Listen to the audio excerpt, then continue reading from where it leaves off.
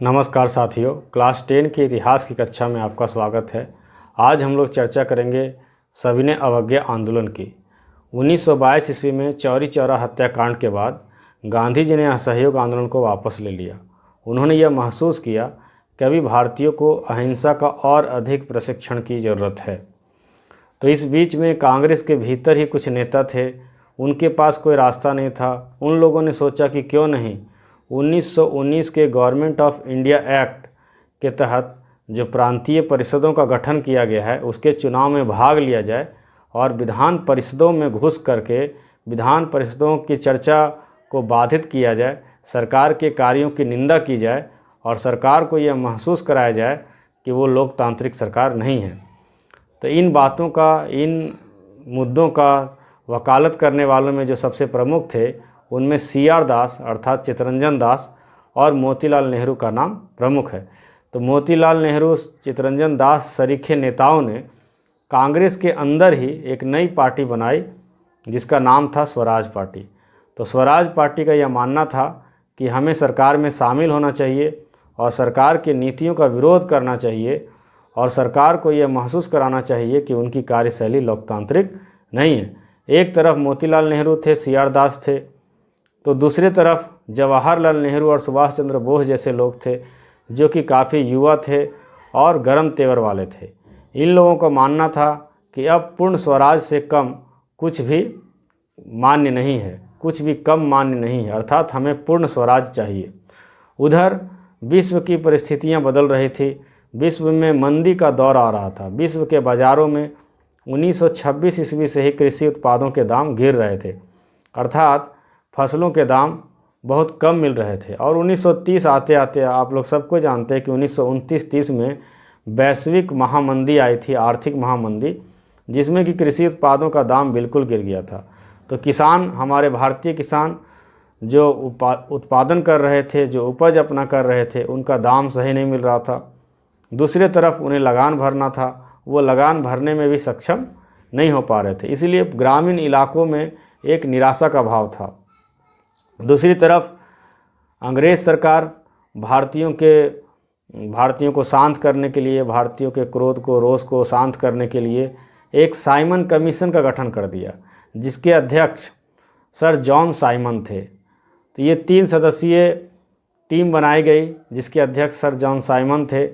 लेकिन इसका भारत में काफ़ी विरोध हुआ। इसका विरोध होने का कारण यह था कि इसका उद्देश्य था भारत में किस प्रकार की वैधानिक व्यवस्था चल रही है और उसकी क्या प्रगति है, लेकिन इसमें एक भी भारतीय को शामिल नहीं किया गया था।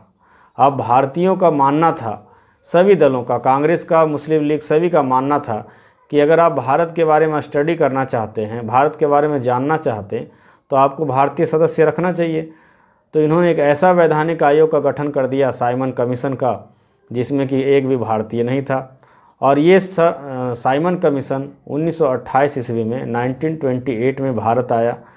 तो वो भारत के जिन जिन शहरों से भी गुजरा, सब जगह उनका साइमन कमीशन वापस जाओ, साइमन कमीशन गो बैक के नारे लगे। सब जगह उन्हें काले झंडे दिखलाए गए। काफ़ी विरोध का सामना करना पड़ा। एक घटना सभी को मालूम है कि लाला लाजपत राय पंजाब में साइमन कमीशन का विरोध कर रहे थे। इसी विरोध प्रदर्शन में पुलिस की लाठी से उन्हें अपना प्राण भी गंवाना पड़ा था। बहुत ही फेमस घटना है, उनका डायलॉग बहुत ही प्रसिद्ध है कि हमारे सर पर पड़ी एक एक लाठी अंग्रेज़ सरकार के कब्र की अंतिम कील शामिल होगी। जो भी हो, साइमन कमीशन ने भारतीयों को संतुष्ट नहीं कर पाया। तो विरोध को बढ़ता देख करके टोरी सरकार ने कहा कि गोलमेज सम्मेलन होगा, राउंड टेबल कॉन्फ्रेंस होगा और राउंड टेबल कॉन्फ्रेंस में डोमिनियन स्टेटस देने की बात की जाएगी, लेकिन ये कब तक दी जाएगी इसका कोई समय सीमा निर्धारित नहीं किया गया। तो जवाहरलाल नेहरू और सुभाष चंद्र बोस जैसे इन नेता इन बातों में आने वाले नहीं थे। उन लोगों ने 1929 ईस्वी में जो कांग्रेस का अधिवेशन हुआ उसमें ये बात पारित की गई कि अब पूर्ण स्वराज हमारा लक्ष्य है और 26 जनवरी 1930 से प्रत्येक साल स्वतंत्रता दिवस मनाया जाएगा। अर्थात भारत के आज़ाद होने से पहले ही स्वतंत्रता दिवस मनाया जाने लगा और इस दिन को सभी कांग्रेसी, सभी देशवासी ये कसम खाएंगे कि हम भारत को आज़ाद करेंगे। अर्थात जो साइमन कमीशन था, राउंड टेबल कॉन्फ्रेंस था, ये सब भारतीयों को संतुष्ट नहीं कर रहा था। इधर गांधी जी भी संतुष्ट नहीं थे। अब गांधी जी एक नया आंदोलन छेड़ने के मूड में थे और उस आंदोलन का नाम था सिविल डिसओबीडियंस मूवमेंट, सविनय अवज्ञा आंदोलन। तो सविनय अवज्ञा आंदोलन क्या था, सविनय अवज्ञा आंदोलन की शुरुआत कैसे हुई, चलिए इसकी हम लोग चर्चा करते हैं।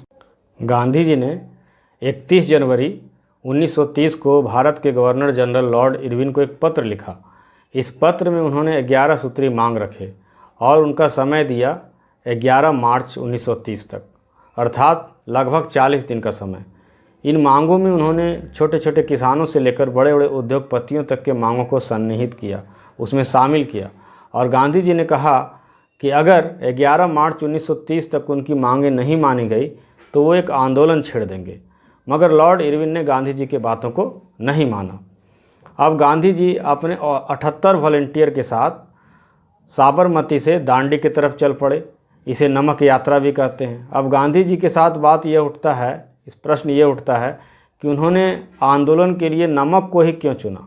तो नमक को इसलिए चुना क्योंकि नमक भोजन का एक आवश्यक अंग है और इसका प्रयोग गरीब अमीर सभी लोग करते हैं, शहरी देहाती सभी लोग करते हैं, हिंदू मुसलमान सभी लोग करते हैं। तो नमक एक ऐसा प्रतीकात्मक चीज़ था जो सभी के द्वारा यूज किया जाता था। और अंग्रेज़ों ने नमक बनाने पर भी कर लगा दिया था, अर्थात बिना अंग्रेज़ के परमिशन, ब्रिटिश सरकार के परमिशन के बिना कोई नमक नहीं बना सकता था। तो गांधी जी ने इसे ब्रिटिश सरकार की दमनकारी नीति बताया। तो नमक आंदोलन के तहत गांधी जी सभी भारतीयों को एक सूत्र में पिरोना चाहते थे, इसलिए उन्होंने नमक को चुना। प्रश्न ये पूछा जा सकता है कि गांधी जी ने आखिर नमक को ही क्यों चुना, नमक आंदोलन छेड़ने का क्या कारण था। तो गांधी जी ने नमक को इसलिए चुना क्योंकि नमक सभी से संबंधित था। तो जब लॉर्ड इरविन ने गांधी जी की बात नहीं मानी 11 सूत्री मांग, तो उन्होंने 78 वॉलंटियर के साथ अपने साबरमती आश्रम से गुजरात के दांडी नामक समुद्री तट पर, समुद्री गांव में कूच करना प्रारंभ किया, चलना प्रारंभ किया। यह दूरी लगभग 240 किलोमीटर की थी, 240 किलोमीटर नहीं 240 मील। और हर दिन गांधी जी लगभग 10 मील चलते थे। 24 दिन में उन्होंने अपनी यात्रा पूरी की और 6 अप्रैल 1930 को वो दांडी नामक गांव में समुद्र तट पर वो पहुँचे। रास्ते में बहुत सारे लोग उनसे जुड़ते गए। जगह जगह पर गांधी जी रुकते थे और ग्रामीणों को संबोधित करते थे, अंग्रेज़ सरकार की दमनकारी नीतियों के बारे में बताते थे, लोगों को जागरूक करते थे। 6 अप्रैल 1930 को जब गांधी जी दांडी नामक जगह पर पहुँचे तो उन्होंने नमक बनाकर नमक कानून को तोड़ा और लोगों से आह्वान किया कि आप लोग भी इस नमक कानून को तोड़िए। और अपनी उन्होंने योजना बताई कि सविनय अवज्ञा आंदोलन में किस प्रकार बहिष्कार किया जाएगा, किस प्रकार अंग्रेज कानून को नहीं माना जाएगा जो कि दमनकारी है या जनता के हित में नहीं है। तो नमक कानून के साथ ही सविनय अवज्ञा आंदोलन की शुरुआत हो गई। अब सविनय अवज्ञा आंदोलन किस प्रकार फैला, इसमें क्या क्या कार्यक्रम थे, चलिए इसकी चर्चा भी हम लोग कर लेते हैं। गांधी जी के नमक कानून तोड़ने के साथ ही सविनय अवज्ञा आंदोलन की शुरुआत हो गई। लोगों ने जगह जगह पर नमक कानून को तोड़ा, नमक के कारखानों के पास धरने दिए, विदेशी कपड़ों के दुकान की पिकेटिंग की गई, लोग सार्वजनिक नौकरियों से इस्तीफा देने लगे, जो ग्रामीण आदिवासी लोग थे वो वन कानूनों का उल्लंघन करने लगे। गांधी जी ने लोगों से आह्वान किया कि वे सभी कानूनों का विरोध करें जो जनहित में नहीं है, जो देश के लोगों के हित में नहीं है। तो इस प्रकार ये आंदोलन पूरा व्यापक हो गया और जगह जगह पर हिंसक प्रदर्शन होने लगे। लोग सरकारी दफ्तरों को, रेलवे स्टेशनों को, सरकारी अदालतों को निशाना बनाने लगे। लेकिन गांधी जी को यह पसंद नहीं था। गांधी जी हिंसक आंदोलन नहीं चाहते थे।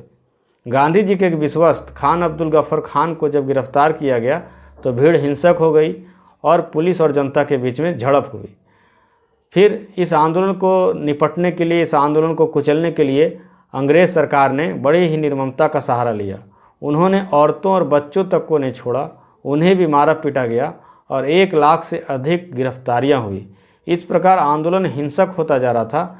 तो गांधी जी ने 5 मार्च 1931 को भारत के गवर्नर जनरल लॉर्ड इरविन के साथ एक समझौते पर दस्तखत किया, सिग्नेचर किया और इस समझौते के तहत Gandhi ji second round table conference में भाग लेने के लिए सहमत हुए।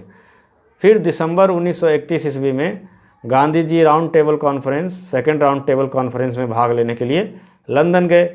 वहाँ पे उन्हें कोई खास सफलता हासिल नहीं हुई और वो निराश होकर लौटे। पुनः वो आंदोलन को शुरू किए, लेकिन तब तक अंग्रेज़ सरकार सभाओं पर, आंदोलनों पर, जुलूस पर सभी तरह का प्रतिबंध लगा के रखी थी। और गांधी जी ने चूँकि एक बार असहयोग आंदोलन को भी रोक दिया था, सविनय अवज्ञा आंदोलन को भी रोक दिया था, इसलिए दोबारा लोगों को वह विश्वास नहीं हो पाया और यह आंदोलन 1934 ईस्वी आते आते मंद पड़ गया।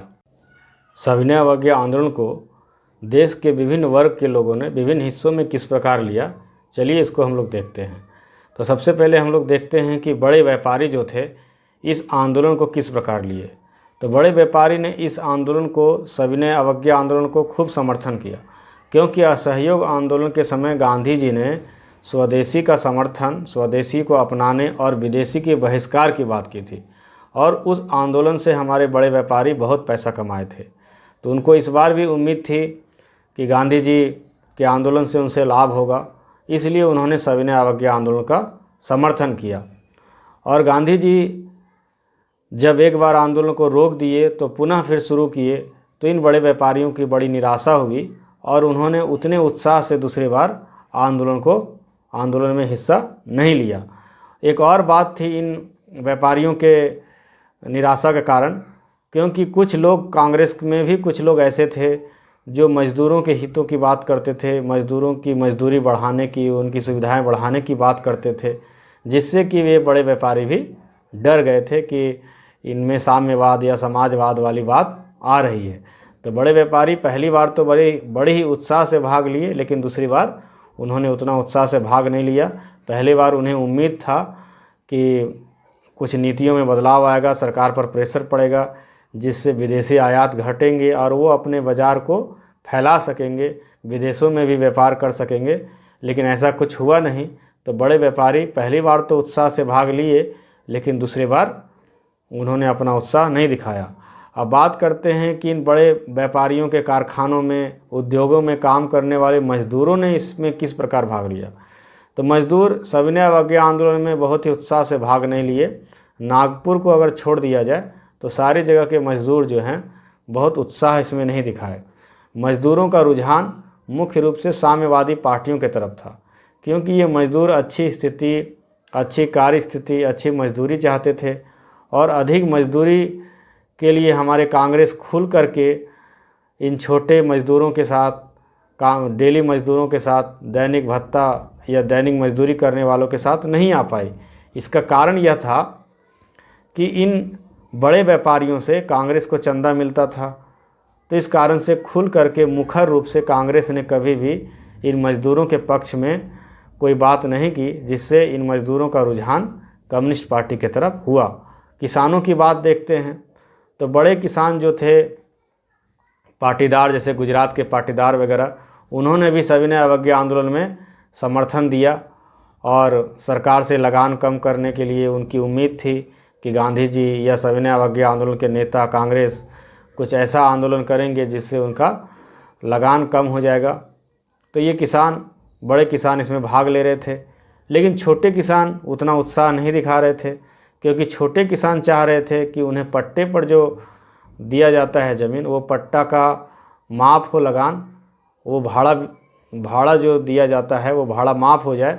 लेकिन कांग्रेस, बड़े किसानों से उन्हें चंदा मिलता था, बड़े किसानों के पक्ष उनके ज़्यादा समर्थक थे, इसलिए इन छोटे किसानों के बारे में भी कांग्रेस ने खुल करके कभी समर्थन नहीं किया।